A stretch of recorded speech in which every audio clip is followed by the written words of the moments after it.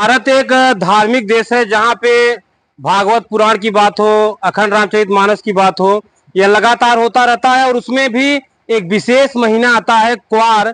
जब कुआर की शुरुआत होती है तो शुरू के 15 दिन जो पितृपक्ष का होता है उसमें जगह जगह भागवत की कथाएं होती है, क्योंकि लोग अपने पितरों को गया में लेकर स्थापित करते हैं उनकी शांति के लिए।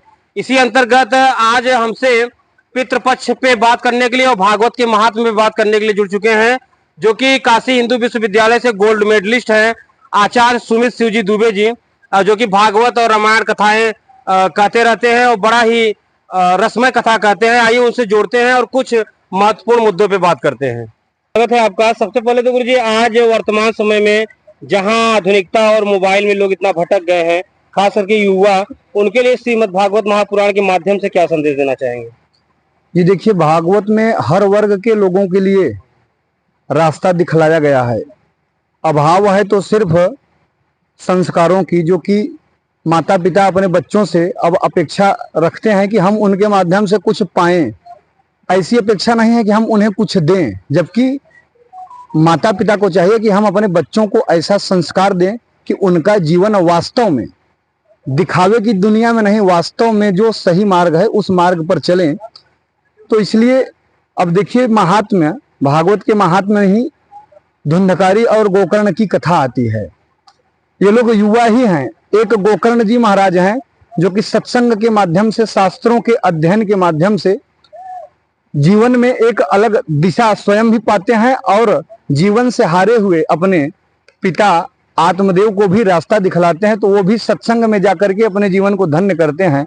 और वहीं उनका एक दूसरा लड़का धुंधकारी, जो कि सत्संग से अपने आप को वंचित रखता है, साधुओं की संगत नहीं करता और भगवान से संबंधित शास्त्रों को कभी न तो देखता है न तो सुनता है, तो अंतिम में परिणाम ये होता है कि उसके मुख में स्त्रियां अंगारे डाल करके उसकी प्राण को ले लेती हैं। तो भागवत में हर वर्ग के लोगों के लिए, बच्चों के लिए, बूढ़ों के लिए, जवानों के लिए, ध्रुव जैसे भक्त का चरित्र, 5 वर्ष का बालक भगवान को प्राप्त करने के लिए जंगल में चला जाता है और बड़े ही कठिन तपस्या से भगवान को प्राप्त करते हैं। तो इसलिए हम युवाओं से निवेदन करेंगे कि आप सब जो भी कार्य करना चाहते हैं वह करें।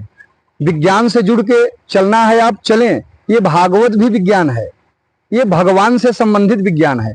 जैसे हम वस्तुओं को समझते हैं विज्ञान के अनेक सिद्धांतों और सूत्रों से, वैसे ही भागवत रूपी ये जो विज्ञान है, इससे हम भगवान को कैसे पा सकते हैं इसके बारे में बताया गया है। यह भी सिद्धांत और सूत्रों पर ही चलता है, किसी प्रकार की कोई कपोल कल्पित बात के माध्यम से युवा अपने आप को सुधार सकते हैं।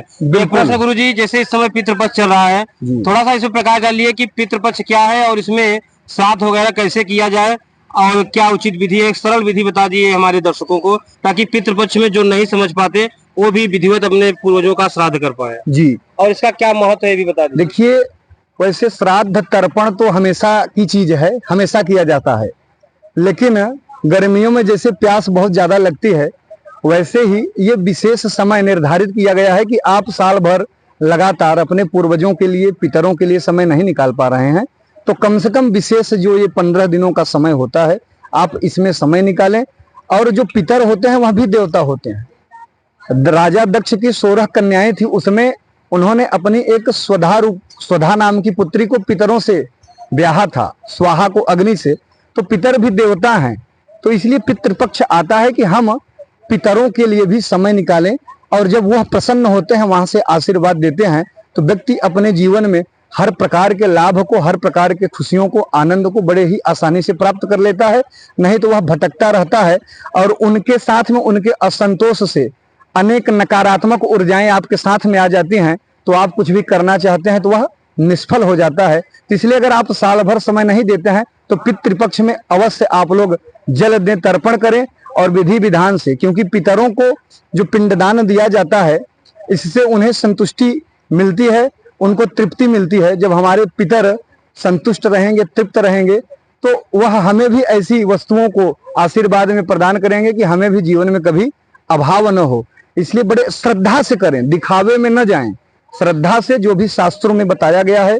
इसलिए एक अच्छे विद्वान के संरक्षण में जो आचार्य, गुरु, पुरोहित आपसे संबंधित हैं, आप उनके मार्गदर्शन में विधि विधान से तिलांजलि दे, समय पे पिंडदान दे और उनके आशीर्वाद को लेते रहें। धन्यवाद गुरु जी।